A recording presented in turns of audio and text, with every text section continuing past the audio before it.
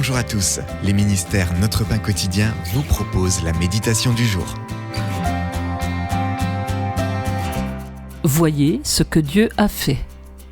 Fils d'un pasteur protestant, Morse peignait laborieusement des paysages.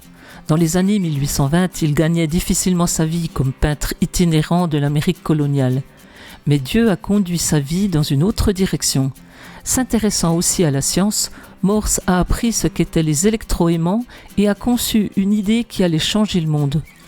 En 1832, Samuel Herbert Morse a imaginé un télégraphe électrique et a créé ultérieurement le premier télégraphe fonctionnel.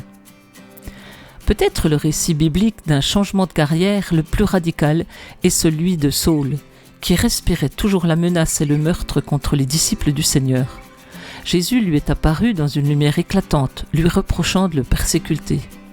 Au fond, Jésus lui disait d'arrêter, car il était désormais sous de nouveaux ordres.